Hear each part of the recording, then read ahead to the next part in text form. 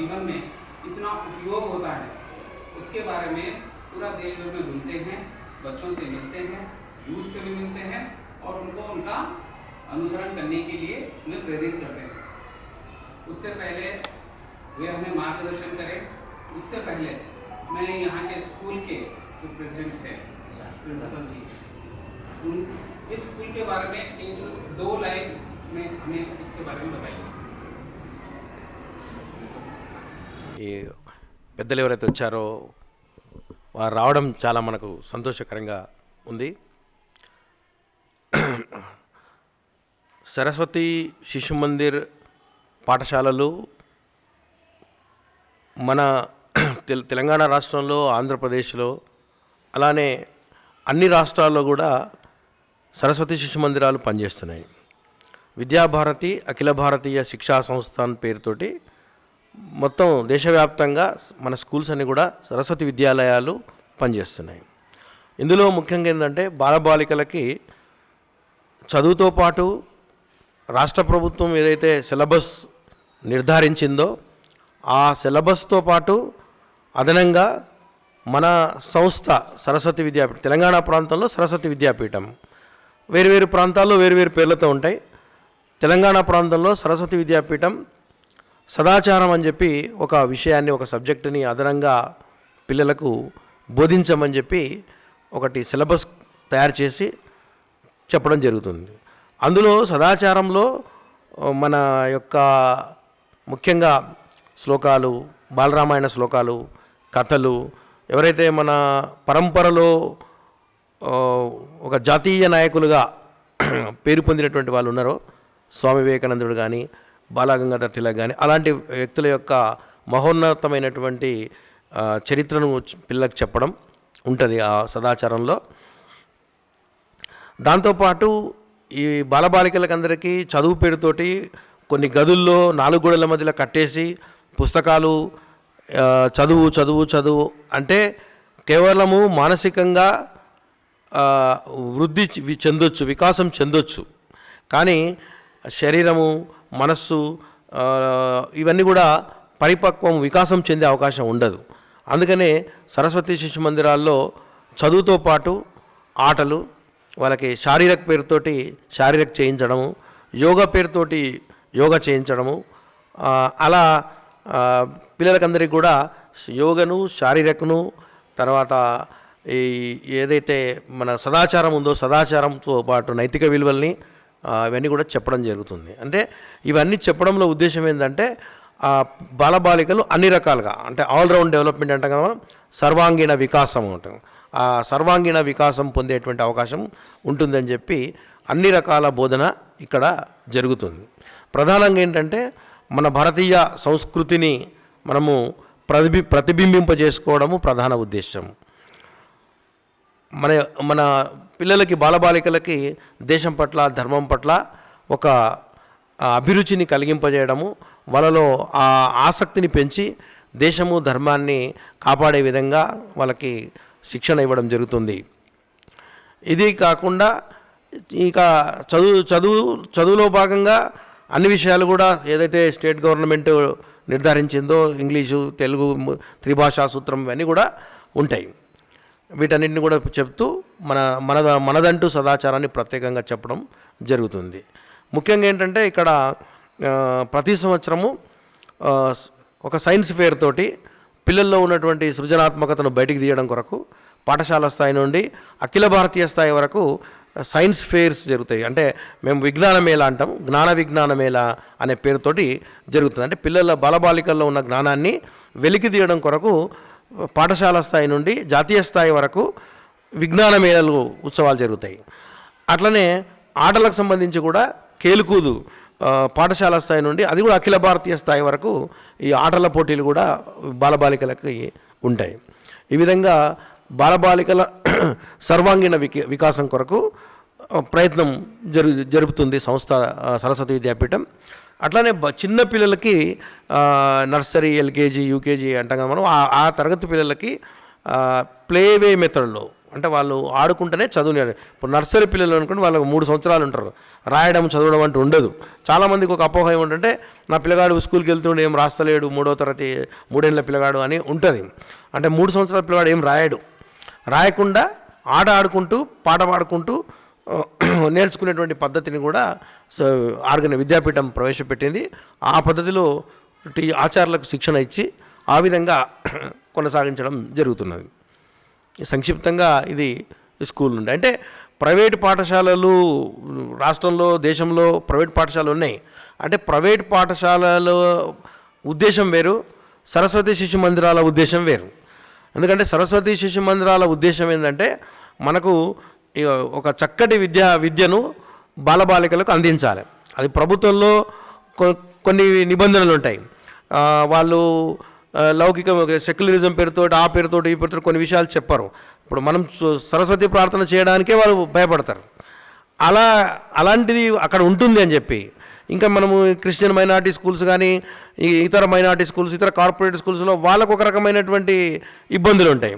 వాళ్ళు మన ధర్మాన్ని కానీ సంస్కృతిని కానీ ఒక ఘంటాపథంగా గర్వంగా చెప్పుకోలేనటువంటి స్థితి ఉంటుంది.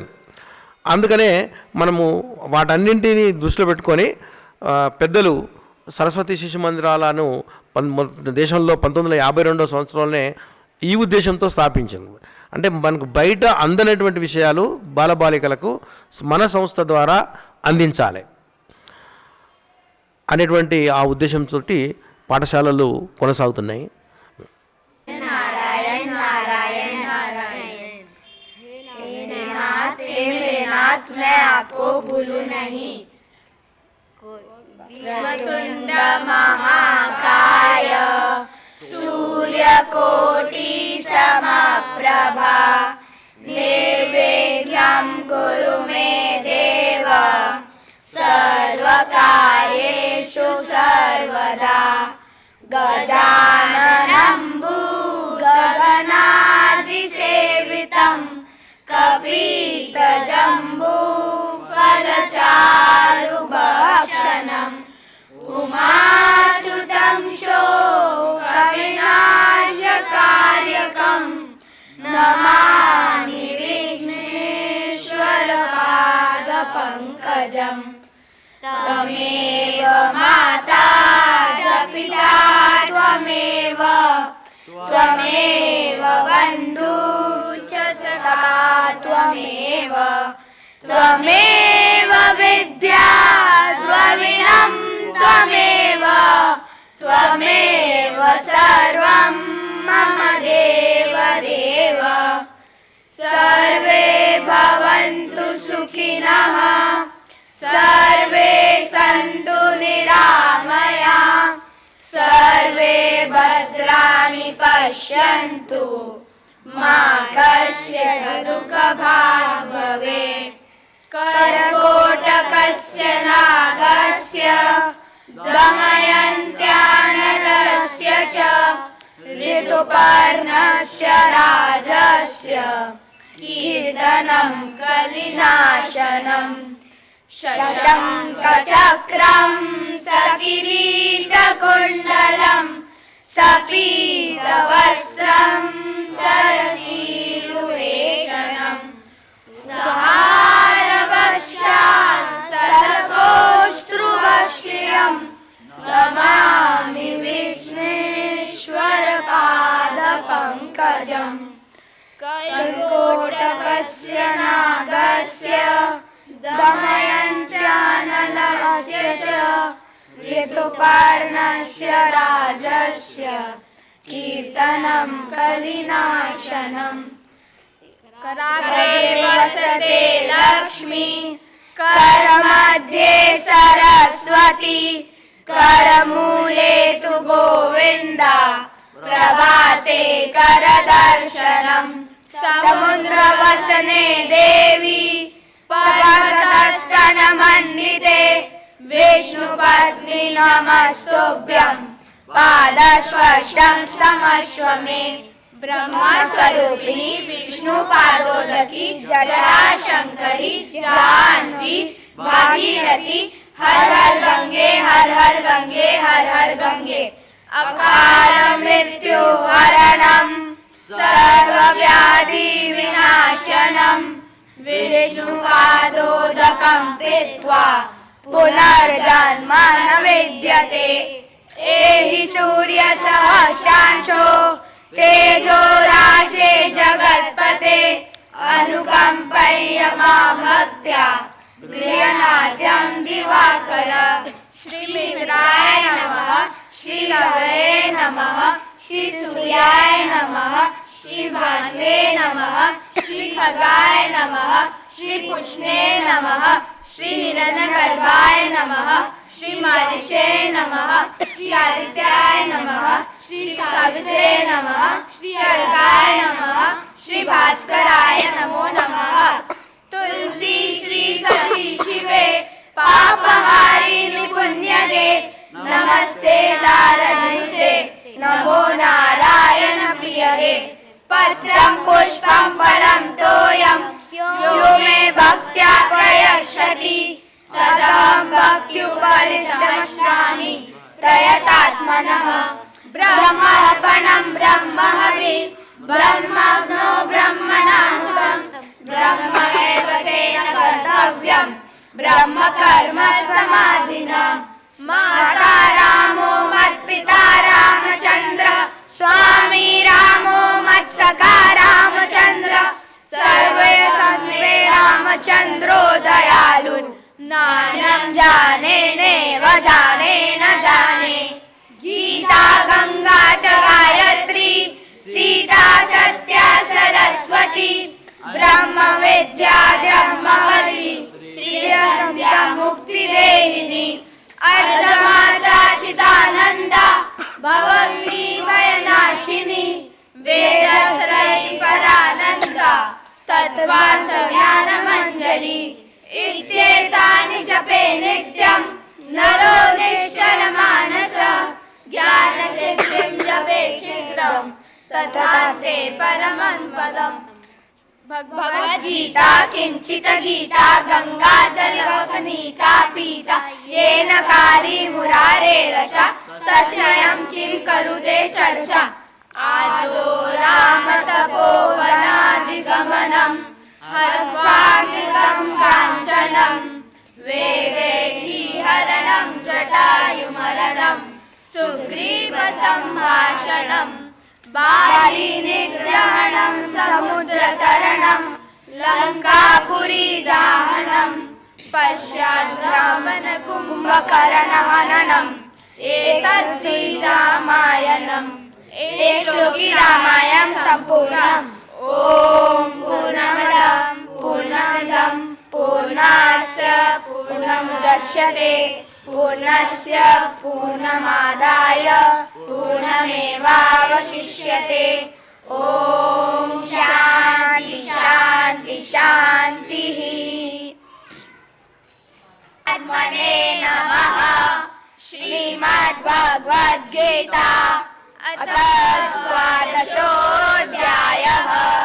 श्रीर्भगवानुवाच एवं सततयुक्ता ये भक्ताः स्वां पर्युपासते ये चाप्यक्षरमव्यक्तं तेषां के योगवित्तमाः।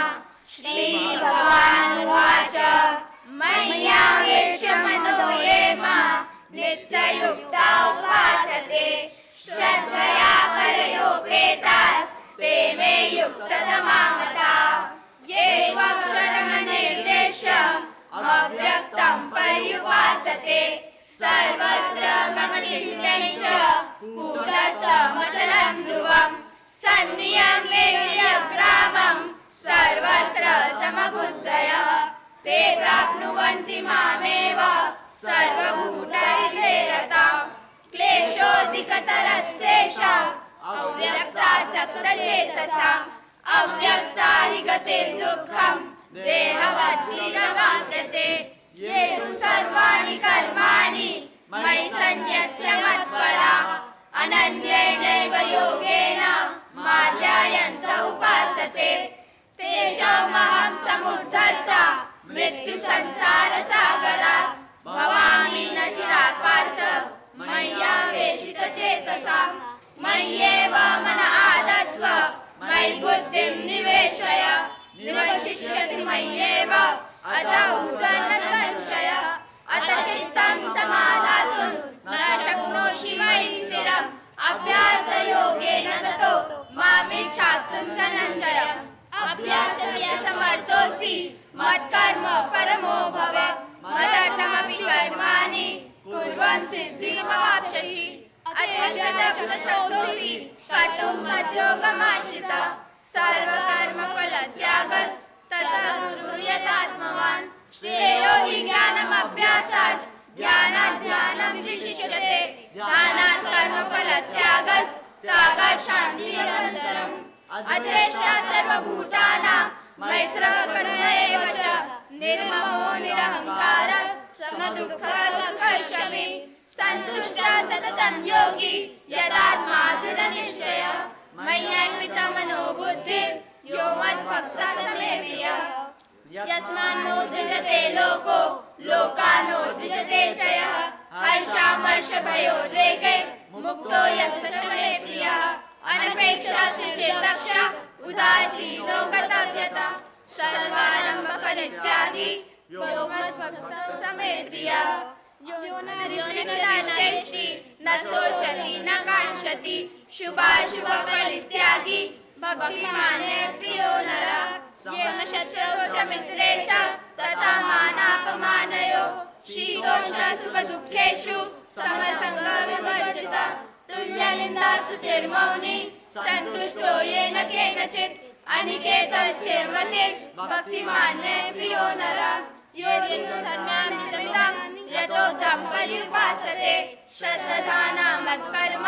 भक्तास्तेऽतीव मे प्रियः ॐ तत्सदिति श्रीमद्भगवद्गीतासूपनिषत्सु ब्रह्मविद्यायां योगशास्त्रे श्रीकृष्णार्जुनसंवादे भक्तियोगो नाम द्वादशोऽध्यायः। हरये नमः हरये नमः हरये नमः।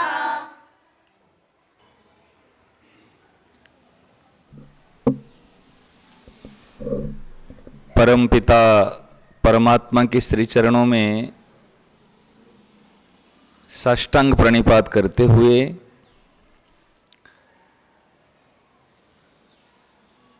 ज्ञान प्रदायिनी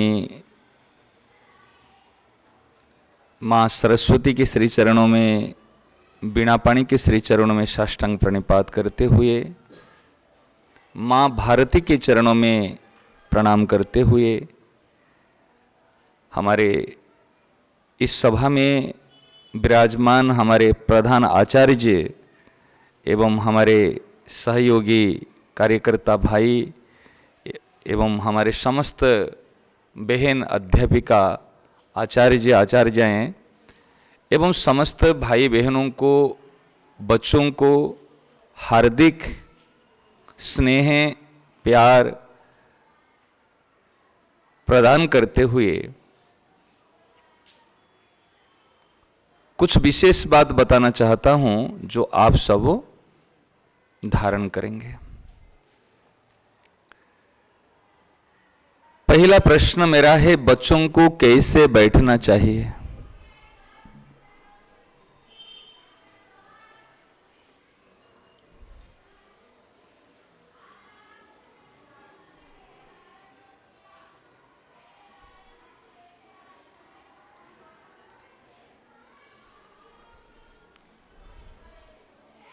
आप सब लोग देखें,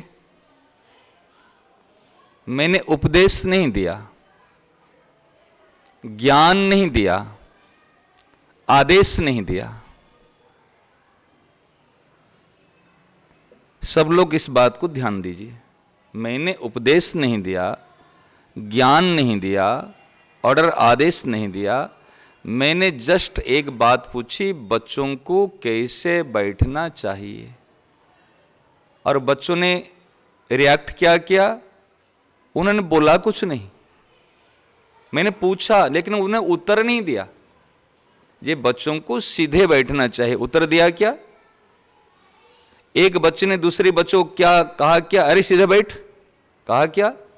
अब ध्यान दीजिए इस बात को, बात है छोटी सी लेकिन बड़ी काम की है।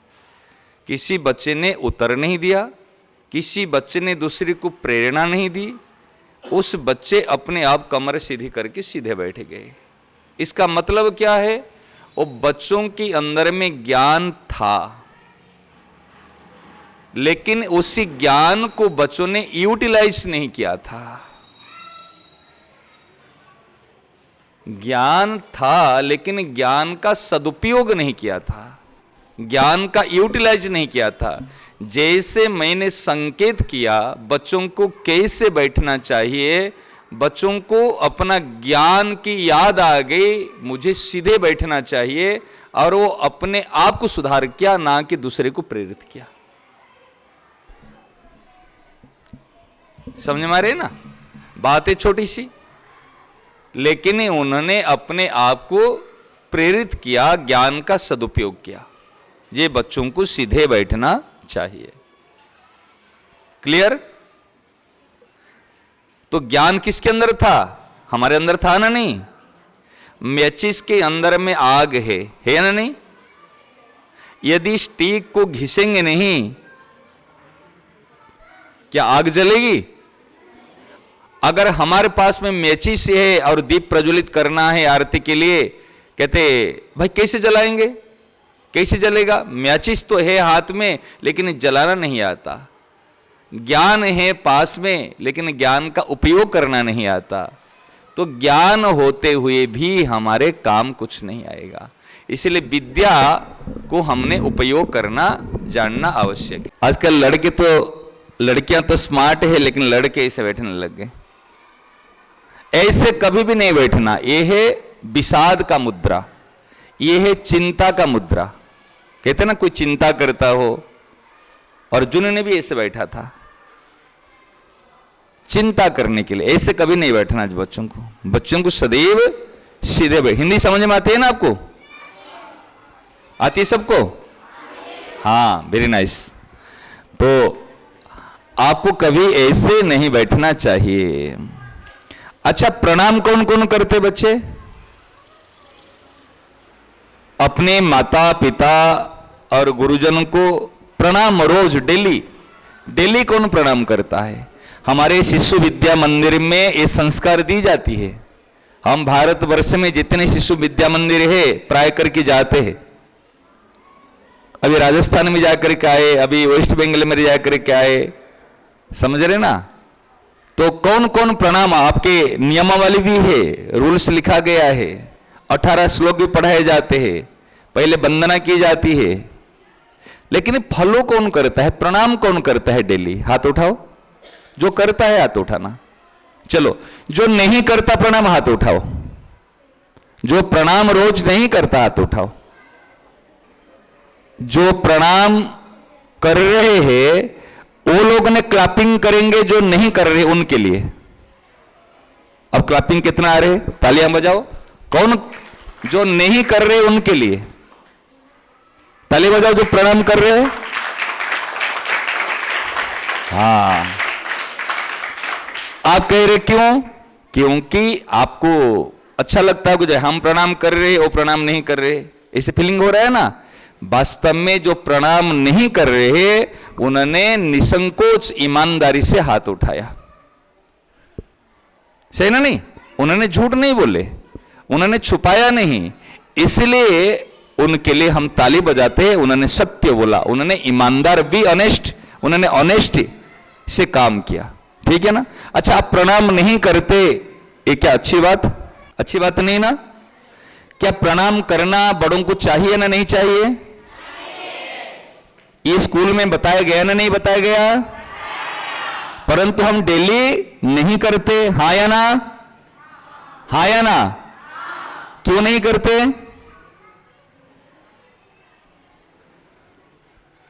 Laziness and careless.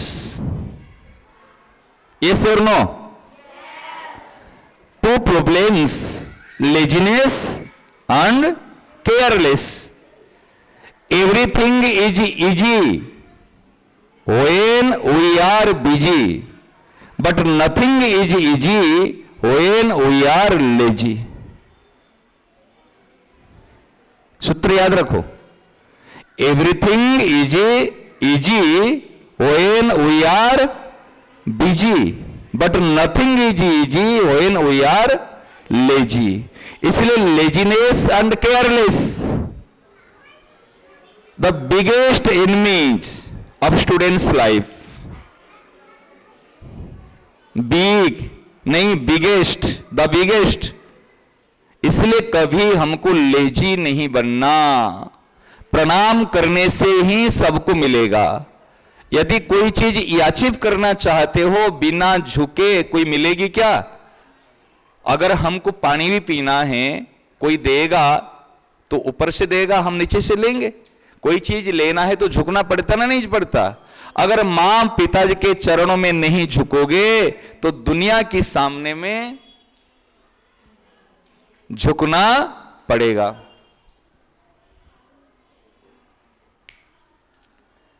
अब सुनने की विद्या सीखो. पहली बात, कैसे सुनना चाहिए?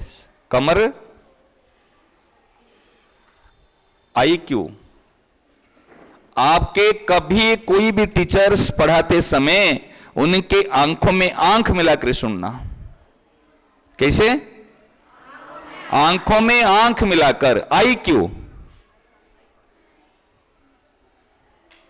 यदि आप इधर देखोगे उधर देखोगे तो कभी भी सक्सेस को अचीव नहीं कर पाओगे. अभी एक बच्चा, अभी की बात बता रहा हूं, वो बचपन से LKG UKG से लेकर के अभी 12 तक कभी कोई ट्यूशन नहीं किया, कभी कोई कोचिंग नहीं गया. अभी लेटेस्ट न्यूज बता रहा, सूरत की, सूरत का एक बच्चा, और उन्होंने Shri Ram college of Delhi university में, वहां पर एडमिशन मिलना बड़ा कठिन होता है. 98-99% वाला को ही मिलता है एडमिशन. 100 to 98%, 99% जो होते हैं उनको यहां पर मिलता है. आज कोई छोटा बात नहीं है वहां पे मिलना.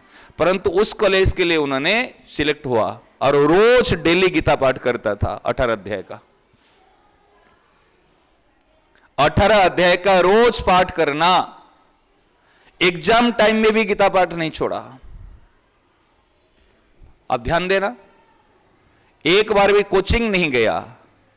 उनको पढ़ने की टेक्निक्स बता गया था. पढ़ाते समय टीचर्स, केवल टीचर्स जो स्कूल में पढ़ा रहे, अगर ठीक से कोई बच्चा पढ़ेगा उसके लिए कोई कोचिंग की जरूरत नहीं है. और वर्तमान समय से फर्स्ट स्टैंडर्ड से लेकर के कोचिंग, ट्यूशन. कारण क्या है? पढ़ता नहीं बच्चा, ध्यान देता नहीं बच्चा. इसलिए एक समय में एक काम करो. क्या बताया? बोलो. एक समय में एक काम करो. अभी आपका काम क्या है? अभी क्या काम? सुनना काम है, सही ना? नहीं. अभी मेरा काम क्या है? बोलना. मैं यदि इस बोलने समय में मैं मोबाइल में बात करूं, आपको अच्छा लगेगा? मैं यदि अभी बोलने के समय में, पढ़ाने के समय में मोबाइल से बात करूं, अभी पानी पीऊं, अभी किससे कुछ करूं, तो आपको अच्छा लगेगा क्या? अच्छा नहीं लगेगा ना. ऐसे आप सुनते समय अगर नीचे देखोगे, कभी यूं यूं करोगे, मुझे अच्छा लगेगा? अच्छा, कोई डिफेंस में है, कोई BSF में है, कोई अगर IPS है, अगर वो ड्यूटी के समय में खुजली करेगा तो उसको अच्छा लगेगा? प्रधानमंत्री के पास में बैठे करके कोई ब्लॉक कमांडो उस समय में यदि इधर उधर देखेगा, अगर यूं यूं करेगा तो अच्छा लगेगा? ऐसे आप क्या है? आप एक शूरवीर हो, सोल्जर हो, एक योद्धा हो. आपको जीवन जीने की कला आनी चाहिए. Art of living. बैठना कैसे, चलना कैसे, बोलना कैसे, समझ रहे ना? जब तक ये टेक्निक्स नहीं जानोगे तब तक आप सक्सेस नहीं हो पाओगे.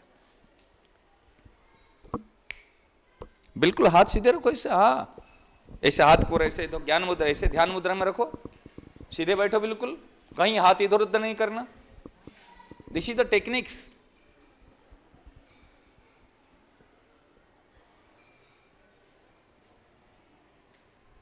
अब मेरी तरफ देखो, प्रणाम करते हैं, छोटी सी बात, दो चीज को ध्यान रखना है लाइफ में. बहुत सारी बातें हैं, लेकिन आपके लिए 2 बात बता रहा हूं। एक तो प्रणाम करना और एक आज्ञा पालन करना। क्या कहा? प्रणाम करना। ये 2 चीज यदि आपके जीवन में आ जाएगी, आप सक्सेस हो जाओगे। आपकी बात यदि कोई मानता है, अच्छा लगता है ना बुरा लगता है? आपकी बात आपका छोटा भाई यदि मानता है, आपको अच्छा लगता है ना बुरा लगता है? यदि नहीं मानता है तो फीलिंग्स हो रहे ना।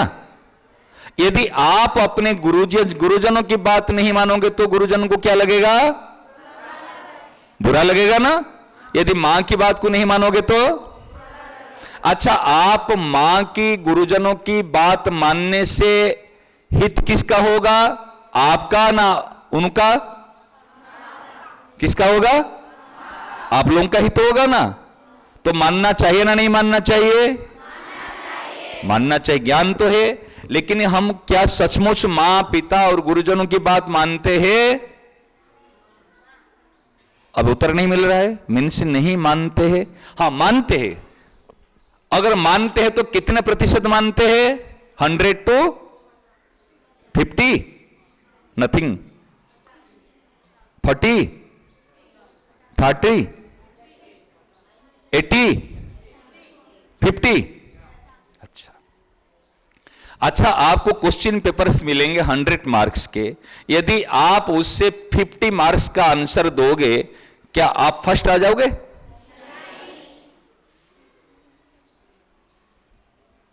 नहीं आओगे ना। 100 मार्क क्वेश्चन का यदि आप 50 मार्क्स का आंसर दोगे, फिर आंसर देने के बाद में भी उसमें कुछ गलतियां भी हो जाएगी।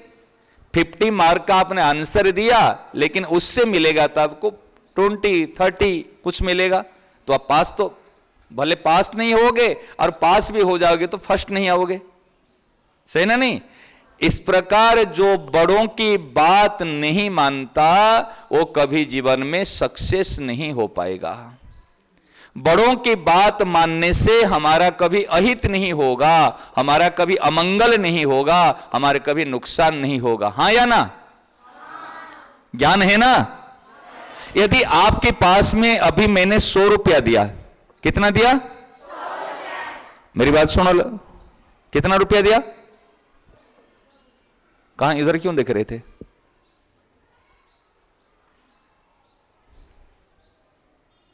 ऐसे नहीं करना, बिल्कुल सबके लिए बता रहा हूं। ये क्लास मीन्स क्लास है। यदि मेरी बात की टिप्स की मानोगे ना, स्कूल का रिजल्ट देखना कैसे होंगे।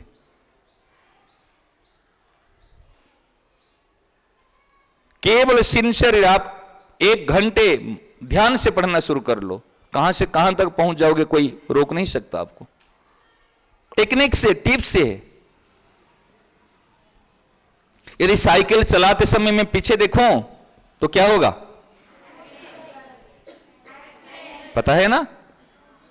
ऐसे ये भी एक चलाना है, जीवन यात्रा। पढ़ाई के समय में यदि इधर देखूं क्या होगा? एक्सीडेंट। भूल जाओगे, कुछ नहीं रहेगा।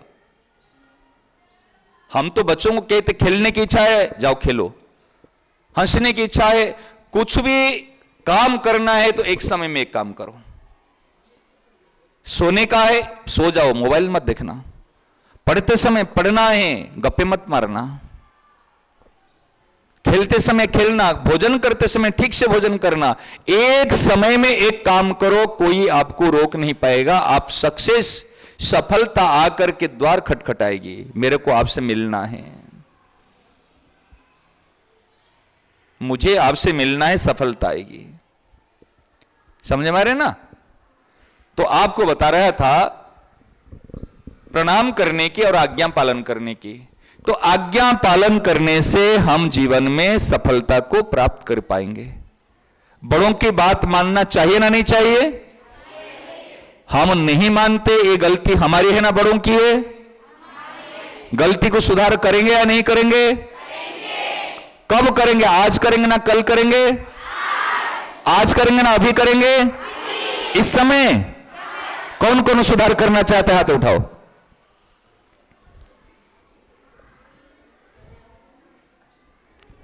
आप नहीं करोगे, सुधार नहीं करोगे, मेरी बात समझ में नहीं है आपको?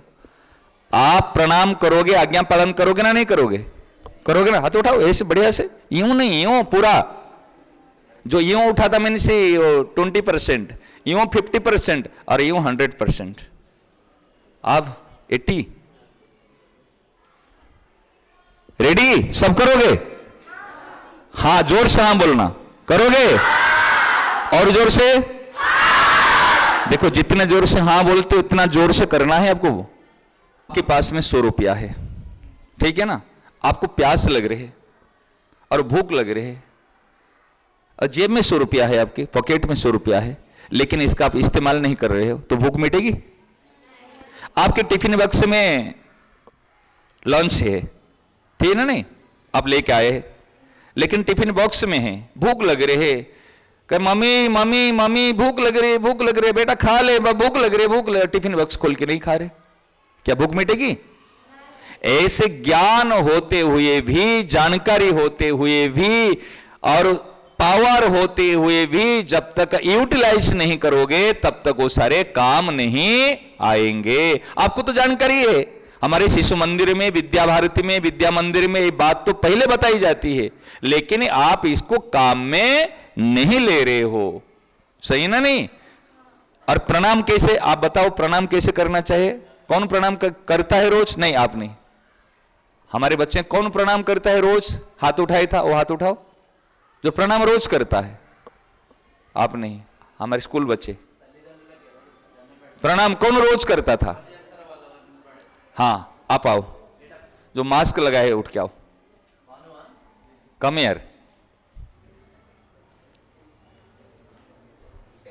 अभी बोलना नहीं। देखो, अभी देखो, एक छोटी सी बात बताऊं, अभी बोलने की क्या जरूरत है? जब बोलना चाहिए तब बोलते नहीं है, जब चुप होने का समय उस समय बोलते हो। यह सबसे बड़ी बीमारी है, ध्यान दिया आपने? जब मैं पूछता हूं तब चुप रहते हो, जब नहीं बोलने के समय तब फुस फुस करते हो। क्यों? This is the main problems. ये नहीं करना।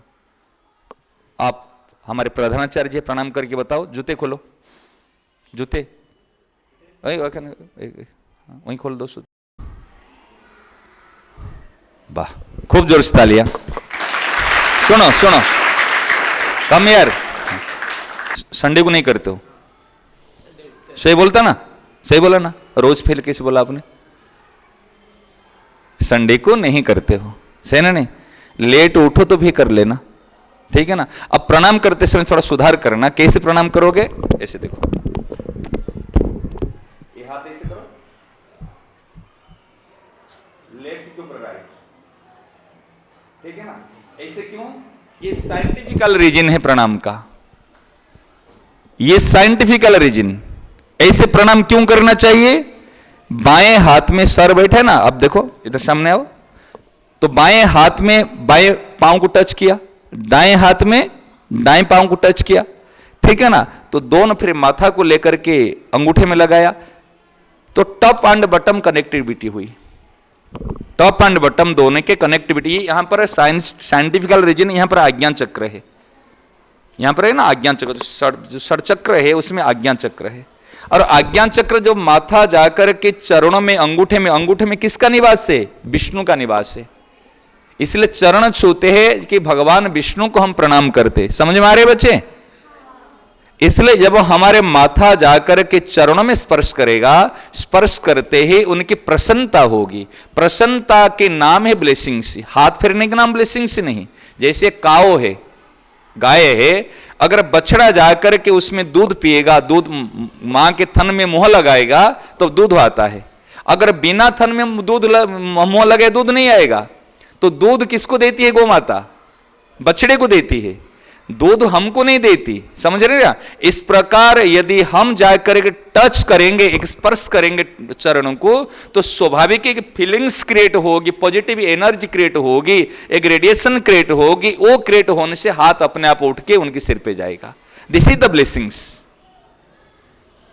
समझ में आया?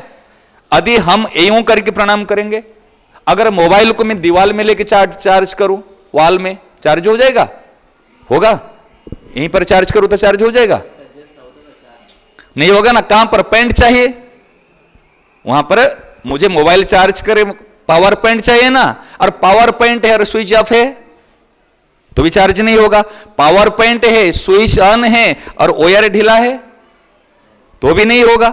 सही ना? नहीं, ठीक तरीका से मोबाइल को लगाओगे, चार्ज के स्विच ऑन करोगे, पावर पॉइंट भी होना चाहिए, करंट होना चाहिए, और ठीक से करोगे तो मोबाइल चार्ज होगा। ऐसे हम चार्ज होने के लिए ठीक से यदि प्रणाम करोगे, ठीक से आज्ञा पालन करोगे, ठीक से अपने ड्यूटी करोगे, तब हम चार्ज होंगे, तब हम सक्सेस हो पाएंगे। प्रणाम करो भाई, कैसे? ठीक तरीका से। हाँ, माथा लगाओ नीचे पूरे, हाँ ये ठीक था। अब तलिया जब खूब जैसी तरह। यदि मैं सर को पूछूंगा अपना एक्सपीरियंस, एक हृदय से प्रसन्नता हुई होगी। अगर आपका दोस्त आपको प्रणाम करेगा, आपका छोटा भाई आपको प्रणाम करेगा, अच्छा लगेगा ना? नहीं लगेगा? प्रणाम का परिणाम है आशीर्वाद। प्रणाम का परिणाम, रिजल्ट क्या है? आशीर्वाद, ब्लेसिंग्स। इसलिए देखना, अगर जीवन में सक्सेस होना चाहते हैं, 3 सूत्र याद रखना। हार्डवर्क, बोलो hard work plus will power plus blessings equal to success. अगर हार्डवर्क करोगे प्लस विल पावर आपका रहेगा, मनोबल रहेगा, इच्छा शक्ति, और ब्लेसिंग से बड़ों के ब्लेसिंग्स मिलेंगे, यू कैन अचीव सक्सेस। ठीक है? प्रणाम सब लोग ऐसे करोगे? कौन बता सकता? जाओ, यू कैन गो। और आप आओ भाई, यू, हाँ क्विक, आप उठो, जाके मैम बैठी है ना, उनको प्रणाम करके आओ। जैसे मैं बताया, सामने में जो मैम बैठी है, माता जी को कैसे बताया? ऐसे झुक के, हाँ हाँ। और तुम उठ के जाओ, तुम उठ के जाओ। ओ माम सीधे जो माता जी बैठे उनको प्रणाम करके आओ, सीधे, हाँ। और जो पीछे 2 बहन बैठी है, 2 बहन ने 2 माता जी को प्रणाम करो झुक के। लास्ट में जो बैठे कैसे, हाँ दोनों को प्रणाम करो फटाफट, जल्दी। माता जी दोनों बैठी है ना पीछे,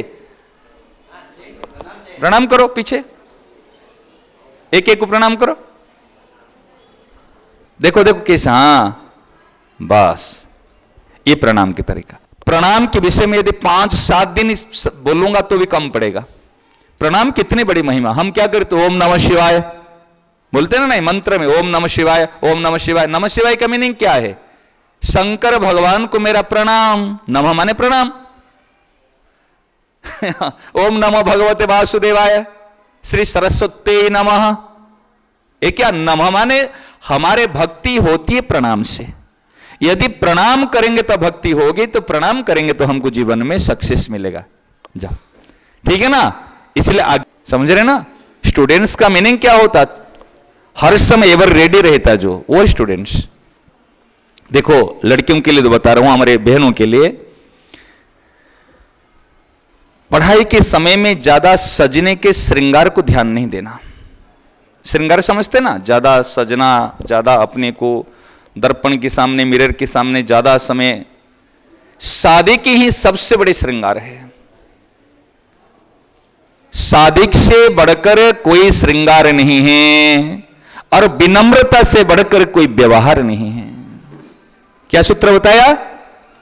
शादी से बढ़कर के कोई श्रृंगार नहीं है, और विनम्रता से बढ़कर के कोई व्यवहार नहीं। किसी ने कुछ कहा तो झुक जाओ, नम्र हो जाओ, तो व्यवहार ये उत्तम व्यवहार। जितने शादी के रहोगे इतना सुंदर। ज्यादा आईब्रो लगाने से, लिपस्टिक लगाने से, ज्यादा पाउडर लगाने से, ज्यादा सजने से कोई सुंदर नहीं होता। जिसका आचरण, अगर आज्ञा पालन करोगे, प्रणाम करोगे, आपकी सुंदरता अंदर से निखर के आएगी। सही ना? नहीं, एक बाहर से सुंदर, एक भीतर से सुंदर। बात समझ में आती है ना मेरी? एक बाहर से सुंदर, एक भीतर से सुंदर। अगर आज्ञा पालन करोगे, प्रणाम करोगे, तो आप भीतर से सुंदर बनोगे। अगर आज्ञा पालन नहीं करोगे और प्रणाम नहीं करोगे, ठीक से पढ़ाई नहीं करोगे, और बाहर से सज धज के आओगे, तो सुंदर को लगोगे? इसलिए श्रृंगार नहीं, सादगी ही सबसे बड़ा श्रृंगार है और विनम्रता ही सबसे बड़ा व्यवहार है। सूत्र याद रखना, ठीक है ना। ज्ञान कैसे मिलेगा? हम ज्ञान के लिए आए, विद्या के लिए आए, श्रद्धा से ही ज्ञान मिलता है। कैसे बोला, क्या बोला? हमारे जो माताजी है, हमारे भैया भाई लोग हैं, गुरु के प्रति जब तक श्रद्धा नहीं रखोगे तब ज्ञान नहीं मिलेगा। हमारे गीता जी में भगवान कहते श्रद्धावान लभते ज्ञानम तत्परः संयतेन्द्रियः ज्ञानम लब्ध्वा पराम शांति मचिरेणाधिगच्छति। तो ज्ञान किसको मिलता है? श्रद्धावान लभते ज्ञानम। इसलिए हमारे गुरुजनों के प्रति श्रद्धा से ज्ञान मिलता है, ठीक है ना। नहीं, और नम्रता से सम्मान मिलता है। अगर कोई बच्चा झुक जाता है, नम्र हो जाता है, उसका सम्मान होता है। श्रद्धा से ज्ञान मिलता है, नम्रता से सम्मान मिलता है और योग्यता से स्थान मिलता है। 3 सूत्र याद रखना। अगर हमारी योग्यता है तो हमको स्थान मिलेगा, सही ना। नहीं, और एक बच्चों में, एक व्यक्ति में अगर ज्ञान है, नम्रता है और योग्यता है, उनको सदैव जहां भी जाएगा उनको मान और सम्मान, उनके पीछे पीछे जाएंगे, उनको सदैव मिलेगा। इसलिए श्रद्धा से ज्ञान, नम्रता से मान और योग्यता से स्थान, ये तीनों चीज को लेकर के अचीव करना एक स्टूडेंट्स का कर्तव्य है। समझ में आई? एक एक सूत्र याद रखना, ठीक है। और एक बात, मोस्ट पावरफुल एनर्जी, ये सबके लिए, मेरे लिए भी है, मेरे जीवन यहीं से शुरू हुआ। Time and target. What is your target? आपका टारगेट क्या है? क्यों विद्यालय आ रहे हैं? क्यों पढ़ाई कर रहे हैं? हाँ, ज्ञान के लिए। ज्ञान क्या करेंगे? अभी तो ज्ञान तो आपको था प्रणाम करने का, लेकिन ज्ञान आपने ज्ञान का यूटिलाइज नहीं किए। ज्ञान तो था आपको सीधे बैठने का, लेकिन ज्ञान का यूटिलाइज नहीं किए। ज्ञान तो था बड़ों की बात मानने का, ज्ञान तो है, लेकिन ज्ञान का यूटिलाइज नहीं किए। यहां पर कोई ग्लास मिल जाएगा? एक ग्लास कोई बच्चे जाके ले आओ कोई ग्लास।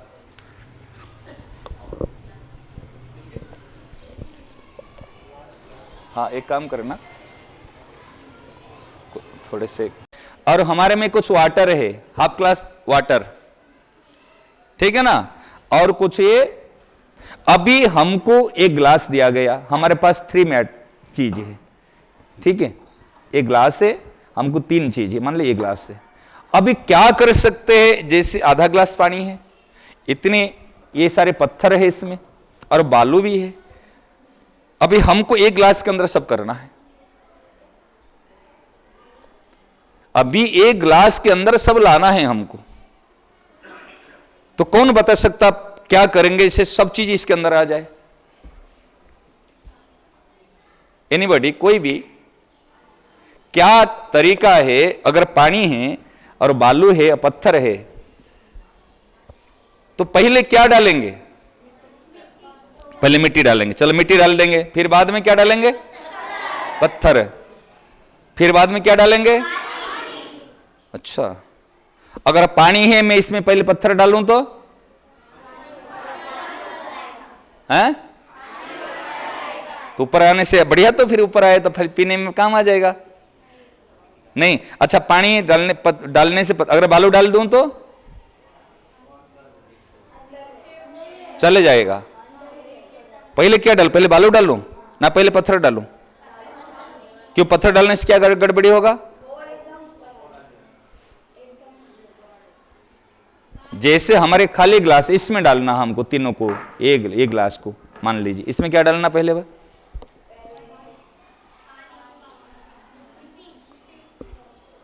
अब देखो, दिस इज द कंफ्यूजन। ये बुद्धि अब इस समय क्या करना हमको? अगर मैं पहले पानी डालूंगा फिर पत्थर डालूंगा तो पानी ऊपर आ जाएगा, और बालू डालूंगा तो स्पेस ले लेगा। कैसे पानी डालेंगे? पानी डालने से आ जाएगा, कैसे हो जाएगा? ओवरफ्लो हो जाएगा। करके दिखाऊं? अभी देखो, करके दिखाऊं। आप लोग बच्चे सोचते हैं किताब की ज्ञान पढ़ाई करके आप अब यूपीएस की तैयारी करा दोगे। यूपीएस में यही प्रश्न नहीं पूछा जाता, ऐसे क्वेश्चन पूछा जाता आईएएस आईपीएस में, ऐसे आपको दिमाग कभी सोच नहीं पाओगे। हमारे सामने में क्वेश्चन आया था उस समय की बताऊं, एक हमारी दृष्टि नहीं कहते, half angle full angle half angle A, half angle full angle 90 angle A. ये क्वेश्चन कोई होता है? Half angle full angle half angle A, half angle full angle 90 angle A. बताओ नाम क्या है? एक बार क्वेश्चन किए कि यदि आप मेरी बहन को वो सर शादी कर ले तो उस समय मैं क्या करूं? आया गुस्सा? उस समय रिजेक्ट कर दिया एक बच्चे को। अगर आपके सामने में ऐसे मैनेजमेंट की परिस्थिति आओगे तो क्या करोगे? समझ में आ रहा ना? अगर उस समय में एक बच्चा हमारा था, वो कहे सर बहुत ही अच्छी बात है, अगर आप मेरी बहन को आप शादी करोगे, मेरी बहन अगर राजी हो जाएगी, अगर आपकी तरह ऐसे अच्छे कैंडिडेट कौन मिलेंगे? शादी करने वाला तो है नहीं। लेकिन बात उन्होंने कही तो उस समय मैनेज कैसे करोगे? This is the management, life is management. Half angle full angle half angle Coca Cola. अब देखिए ना, half angle full angle half angle A, half angle full angle 90 angle L A, और सामने कोका कोला बोतल पड़ा है, उन्होंने प्रश्न कर दिया उसको लेकर के। कभी मैंने तो इतना साल की तैयारी की थी, अब मेरे पढ़ाई हुई चीज काम आया क्या? ये प्रेजेंट माइंड होनी चाहिए, मुझे कैसे यूटिलाइज करना है। देखो आपको बता रहे हैं, इसके लिए ये 3 चीज क्यों बता रहा हूं, ये आपकी पढ़ाई का विषय है, ये आपका टाइम है। ये जो हार्ड चीज होती है ना, ये विद्यार्थी के 24 घंटे का समय है। 24 घंटे की समय से आप कितने घंटे समय यूज करते हो, मैं क्यों कहा, ये आपका लाइफ है। लाइफ को बनाने के लिए आपको टाइम की जरूरत है। तो टाइम को कहां स्पेंड करते हो आप? टाइम को पढ़ाई में स्पेंड करते हो, या टाइम को खेल कूद में स्पेंड करते हो, मोबाइल में स्पेंड करते हो, या टाइम को आप दोस्त के साथ स्पेंड करते हो? दोस्त आपके पानी की तरह है, वो आज ही कल बह जाएंगे। समझ रहे ना? अगर ज्यादा टाइम आप दोस्तों से दोगे, यू कैन नॉट सक्सेस। अगर आप बालू है, आपका मोबाइल खेलकूद, समझ रहे ना, ये भी सिरक जाएंगे। आपका ठोस चीज है, ये जो पत्थर हार्ड चीज है, ये आपके जीवन के जीवन बनाने के लिए, कुछ बनाने के लिए, निर्माण करने के लिए ये ठोस चीज है। इसलिए ज्यादा टाइम पहला आप इसमें पत्थर डाल दो, ये डालना तो डाल दो, आ गया ना। अब इसको देखो, इसके अंदर फिर बालू डाल दो, इसके अंदर बालू, इसकी जहां छेद है बालू अंदर आ गया ना बालू, आगे देखो। अब इसके अंदर पानी डाल दो, देखो आ गया ना पानी, पूरा ग्लास आ गया ना। अब एक भी कहीं गया? देख रहे, सामने देख रहे हैं ना सबके।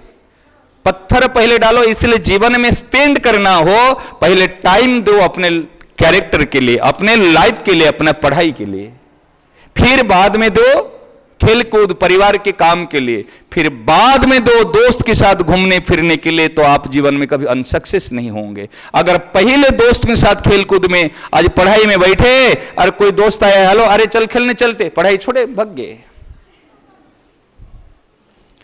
तो दोस्त के साथ टाइम दिया तो आप क्या होगा? अगर पानी आप देखो, अभी ये पानी है और उसमें मैं पत्थर डालूंगा, देखो क्या होगा? ओवरफ्लो हो जाएगा ना? नहीं, क्योंकि उसमें जगह नहीं है। आप देखो ऑलरेडी ओवरफ्लो, फिर बालू डालूंगा तो फिर ओवरफ्लो। इसलिए जीवन, अब प्रैक्टिकल बताया ना, इसलिए टाइम को अगर मैनेज करना चाहे, time management, target on time, ever forget and never forget and ever remember. Target, what is my target? मेरे क्या है? मेरा टारगेट है जीवन में सक्सेस को अचीव करना। टारगेट वही नहीं जो रुपया कमाता है, टारगेट वही है जो दूसरे की सेवा करता है। विद्यालय में क्यों आते हैं? ज्ञान के लिए आते हैं, ज्ञानार्थाय प्रवेश और सेवार्थाय, सेवा के लिए यहां से निकास। हम जाते एग्जिट हमारे सेवा के लिए। सेवा का अर्थ क्या है? सेवा का अर्थ काम नहीं है, सेवा का अर्थ दूसरे का हित करना। अब देखा ना, प्रैक्टिकल देखा ना अभी। इसलिए पहले पढ़ाई के लिए टाइम, कितना घंटे पढ़ना आपको? ईमानदारी से आप जितने घंटे पढ़ोगे, पढ़ाई के समय में पानी मत पीना, पढ़ाई के समय में बिस्किट मत खाना, पढ़ाई के समय में मोबाइल मत देखना, पढ़ाई के समय इधर उधर मत जाना, बिस्तर के ऊपर बैठ के नहीं पढ़ना, सो के लेट के नहीं पढ़ना, अपने स्टडी रूम के जो भी कुर्सी है जहां भी है अपने वहीं बैठ कर पढ़ना। अच्छा, भोजन करते समय मोबाइल कौन देखता है? हाथ उठाओ। मोबाइल, हाँ, इसमें हाँ, नीचे करो। आज के बाद में मोबाइल देखते हुए कोई भी, चाहे बड़े हो चाहे छोटे हो, मैं सबके लिए हाथ जोड़ के निवेदन करता हूं, मोबाइल देखते हुए कोई भोजन नहीं करना। ठीक है ना? करोगे? हाँ, नहीं करोगे? मोबाइल देखते हुए यदि भोजन करोगे, आपके मन नहीं लगेगा पढ़ाई में। आपको पहले क्या सूत्र बताया? एक समय में, तो भोजन करते समय जो मोबाइल टीवी देखते तो एक समय में कितने काम कर रहे हैं? तो भोजन का स्वाद भी पता नहीं चलेगा, कितने खा रहे पता नहीं चलेगा, क्या खा रहे पता नहीं चलेगा, क्योंकि दिमाग उधर और हाथ इधर। ऐसे कभी नहीं करोगे, हाँ या ना? चलो, अभी आपके मन में कोई प्रश्न हो तो पूछो, बातें तो बहुत है। किसी के मन में पढ़ाई, हाँ, मन करता है अभी खेलूं, अभी टीवी देखूं, ठीक है ना? मन के अनुसार नहीं चलना, नियम के अनुसार चलना। क्या कहा? अच्छा, यदि हम कभी यहां से साइकिल से जा रहे हैं, घर जा रहे हैं, जाते समय ट्रैफिक जाम है, मन करता है जल्दी पहुंचूं तो खेलने को टाइम मिलेगा, लेकिन ट्रैफिक जाम है, रेड लाइट है, यदि मैं चले जाऊंगा तो क्या करेगा? मन तो कर रहा है ना जाने का, लेकिन नियम कह रहा है मत जा, रुक जा, सही ना? नहीं, इसलिए मन की बात नहीं मानना, नियम की बात मानना। मेरे को इस समय खेलने का समय है ना पढ़ने का समय है? जब पढ़ने का समय है तो मन कहता खेलने के लिए, तो मन को कहना, मन तू चला जा, खेल के आ जा, मैं नहीं जाऊंगा, मैं नहीं जाऊंगी। करके देखना, जब मन कहेगा ना कि मन तू चला जा, खेल के आ जा, मैं तो नहीं जाऊंगी, मैं तो पढ़ने बैठूंगी, मन जाएगा? जाएगा तो घूम फिर कर कहां आएगा? इसलिए डिटर्मिनेशन, दृढ़ निश्चय, निश्चय ही बल है और निश्चय ही फल है। Determination is power, determination is success. ठीक है, समझ में आ गया ना? फिर कभी नहीं, नियम के अनुसार टाइम मैनेजमेंट बनाना, टाइम टेबल बना देना। ठीक है, बैठो। और एनी क्वेश्चंस? हाँ, कंट्रोल करें इस चीज को। हाँ, देखो, एक बढ़िया बात बताऊं, क्योंकि मैं तो बचपन से ये एग्जाम देते आ रहा हूं ना, स्कॉलरशिप भी, जैसे कहते ना कॉम्पिटिटिव एग्जाम के लिए, जब क्वेश्चन पेपर आए ना उसको एक बार पढ़ना, जो जो क्वेश्चन का आंसर आपको 100% आ रहे उस समय एक बिंदी लगा देना या राइट लगा देना। पहले पूरे पढ़ लेना क्वेश्चन पेपर को, फिर बाद में 100% आ रहे पहले, जो उनसे 80% आ रहे फिर इसके एक बिंदी लगाना, फिर जो बिल्कुल नहीं आ रहे उसको छोड़ देना। समझ रहे ना? जो पहले 100% का आंसर आ रहे उसको लिखने लग जाना, फिर जो 80% आ रहे या 50% फिर उसको लिखने लगाना, लिखना नहीं छोड़ना, इधर उधर मत देखना, ये कोई मुझे बता देगा, वो टाइम बर्बाद हो जाता, वो लिखना। अगर आपको देखकर कोई लिख रहा है इसको बंद मत करना, लेकिन आप किसकी ओर मत देखना, ठीक है ना, आप लिखते जाए लिखते जाए लिखते जाए, जब लिखने का फ्लो चल पड़ जाता है ना, तो फिर अपने आप जो चीज याद नहीं आती वो अपने आप याद आ जाएगी। अगर जो चीज याद नहीं आती उसको लेकर सोचने लग जाओगे, जो याद चीज भी भूल जाओगे। जैसे साइकिल चलाते समय है ना, पहले चलाते समय थोड़ा सा जोर लगता है पेडल लगाने का साइकिल, और जैसे चलना शुरू होता ना फिर पांव घूमने लग जाती, एक फ्लो हो गया ना। ऐसे आपको जैसे लिखना शुरू कर दोगे ना, फिर याद आने लग जाएगी। फिर ये दिस इज द टेक्निक्स, ठीक है, डरना मत, ठीक है। हाँ बिल्कुल बढ़िया। और कोई आपको अच्छी लगी, करोगी क्या? आज से मैं टाइम मैनेजमेंट करूंगी, बोल। हाँ, time and target is the most powerful energy of the students life, ठीक है ना। Target and time, never forget and ever remember, इनके लिए खूब जोर से तालियां। हाँ, और किसको कोई बात अच्छी लगी? प्रणाम करने प्रणाम करना, आप प्रणाम करोगे रोज? रोज इनको प्रणाम करना अच्छा लगा, खूब जोर से सबको, देखो। हाँ वेरी नाइस। और गुरु को पाँव छूना, गुरु, अच्छा, गुरुदेव के और माता पिता सबके पांव छू के प्रणाम करना, करोगे प्रणाम रोज? हैं कंफर्म? अब याद आ गए ना, बताया था नहीं बताया था? खाते समय, भोजन करते समय मोबाइल फोन ये सब इस्तेमाल नहीं करना। वेरी नाइस, बैठो। पढ़ाते समय, टीचर पढ़ाते समय एकाग्र होगी, आई क्यों आंखों में आंख डाल करके उस समय में बिल्कुल ध्यान पूर्वक आपको पढ़ना, फिर कोचिंग की जरूरत नहीं पड़ेगी। खूब जोर से तालियां इनके लिए। जो नहीं बोल पा रहे उनके लिए एक तालियां खूब जोर से, जो आंसर नहीं, हाँ उनको भी थोड़ा उत्साह बढ़े। और कौन, और क्या पॉइंट मैंने छोड़ दी, आप नहीं बता पा रहे? माता पिता का बात मानना है। देखो, आज्ञा पालन बताए थे ना, माता पिता गुरुजनों की आज्ञा पालन करना। जो आज्ञा पालन करेगा वो बड़ा हो जाएगा। आप बात मानोगे कंफर्म? कितने % बात मानोगे? 100%। 100% पक्का? पक्का। चलो 100% बात मान लो। हाँ, और हाँ, कौन खड़ा हुआ था? आप भैया आपको खड़े हुए थे, आप उठो।